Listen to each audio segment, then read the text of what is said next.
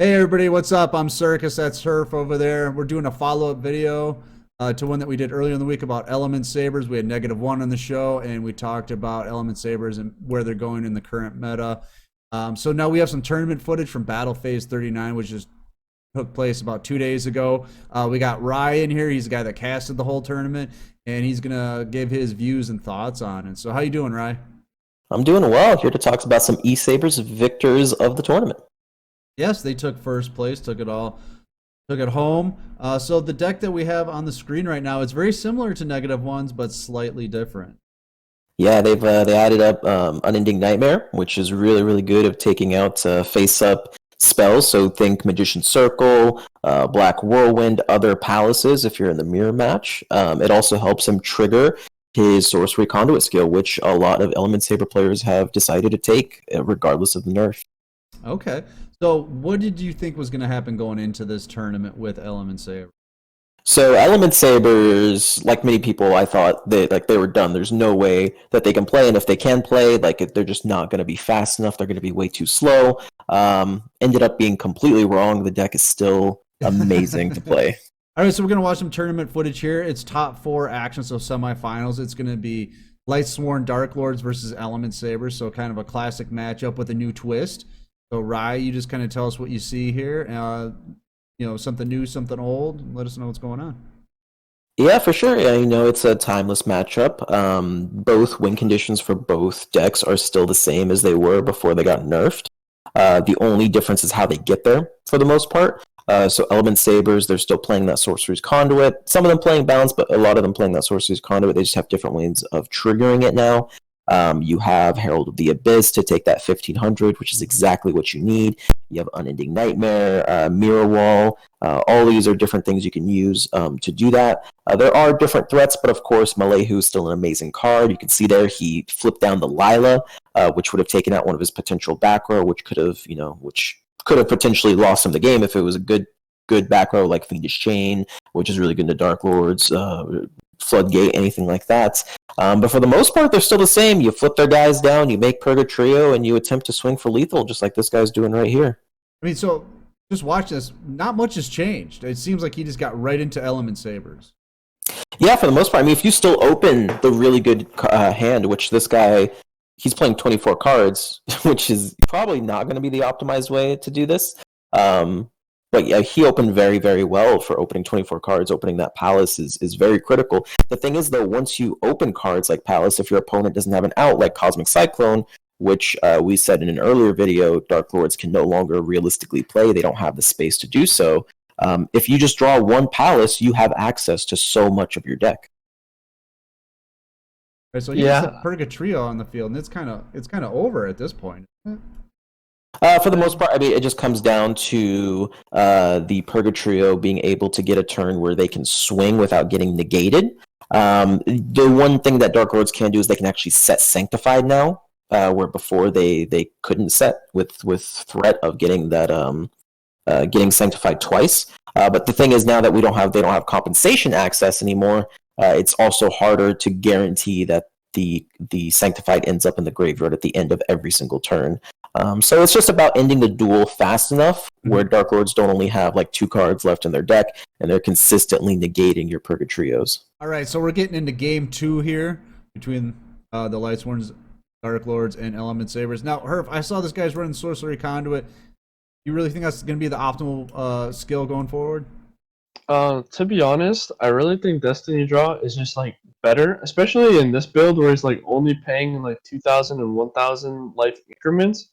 Because like if you're gonna be triggering it yourself, you're gonna be triggering Destiny Draw, which draws any card in your deck instead of just Alistair. So like, wouldn't you want anything instead of just one card? What do you think, Rye? Do you think there's a reason to keep running the original skill? I mean, it's an interesting thought. The thing I would counter with is this deck already searches so much to begin with. Like I said earlier, the Palace searches all of your Element Sabers whenever you want them. Alistair obviously searches Invocation as well. So realistically, if you did play Destiny Draw, the only thing that you could de-draw into would be like a back row that isn't already searchable.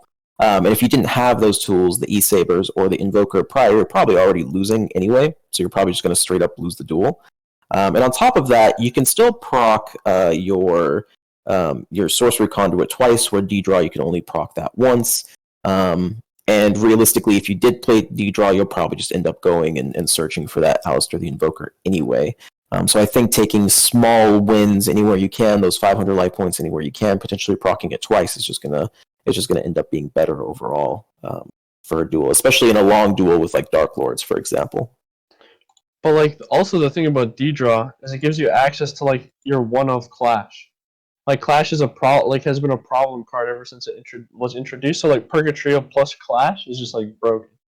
And that's true. Again, I don't know what. Like I said, I don't think this deck's fully optimized yet. We don't know what, because I do think it's going to drop to 20 cards. I don't think we'll see 24 cards. We'll have to see if Clash is even like if that's just going to be a win more card, or if people want to play something like Concentrating Current instead of Clash. This deck is very capable of just stalling until they draw their whole deck, as we end up seeing in the tournament multiple times. No, we just saw a bad aim come in there. The Uko bat came out, and he bad aimed. Yeah, so Bad Aim is an interesting card. I consider Bad Aim to kind of be the poor man's Fiendish Chain. Mm-hmm. You just get rid of another monster on the board instead of chaining it up and making it ineffective for the opponent to use.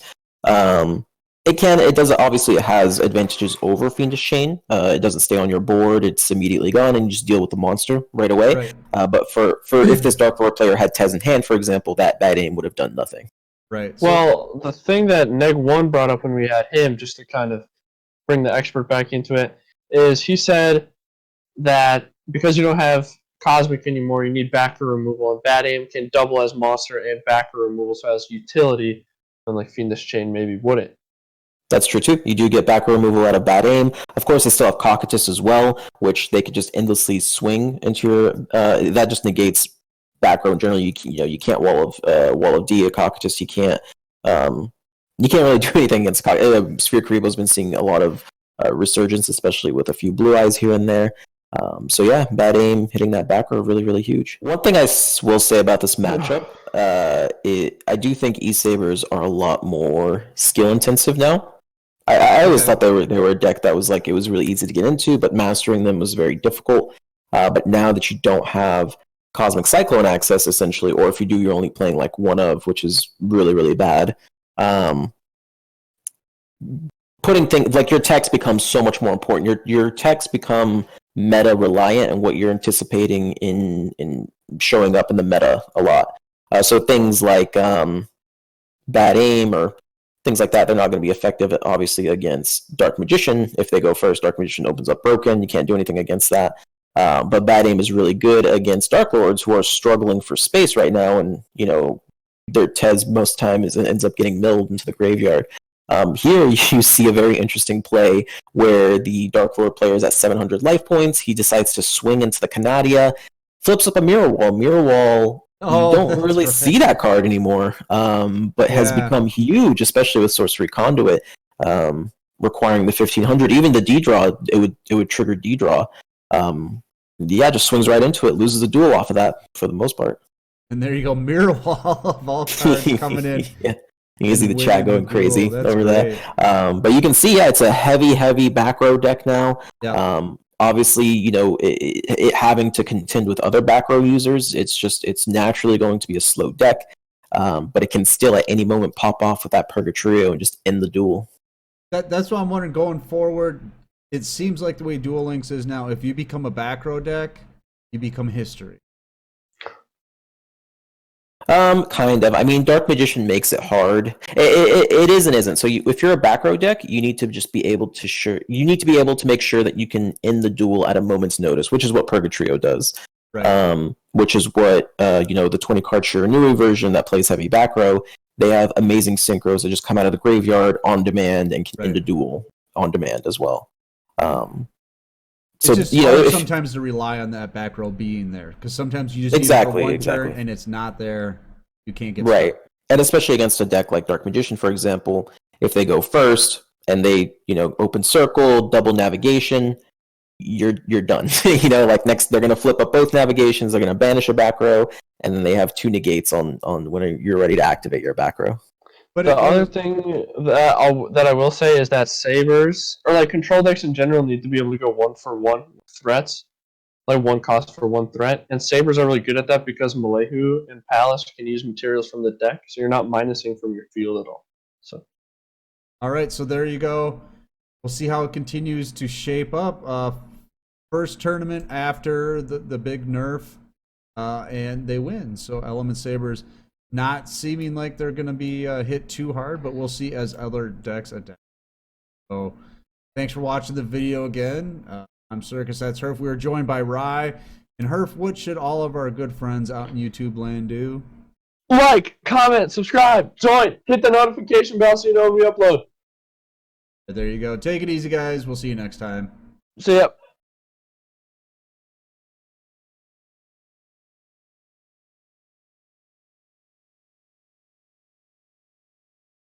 Hey, everybody, what's up? I'm Circus. You laugh, dude. You can't laugh. Circus, do you got the intro or what? I got it, man. I'm eight take Circus. You know that. But when I hit it, it's good.